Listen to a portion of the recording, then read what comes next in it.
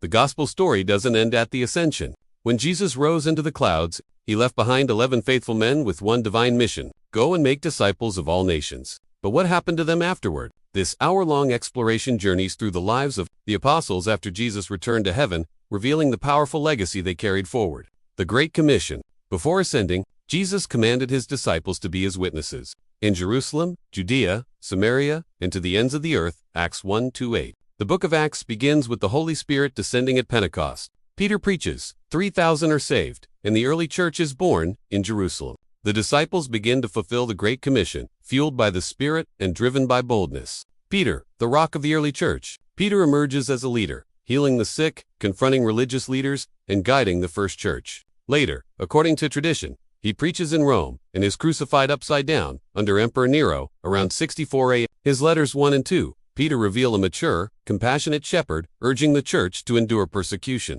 John, the beloved and the visionary. John, the disciple whom Jesus loved, remained in Ephesus and cared for Mary, the mother of Jesus. Tradition holds that he was exiled to the island of Patmos, where he received the revelation of Jesus Christ. He's the only apostle believed to have died of old age, around 100 AD.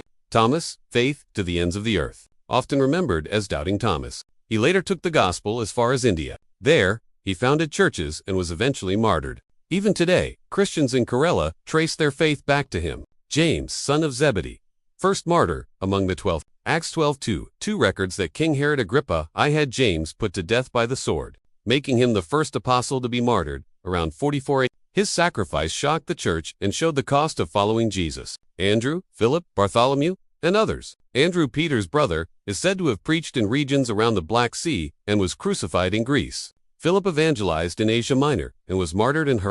Bartholomew, possibly Nathanael, reportedly preached in Armenia and was skinned alive for his faith.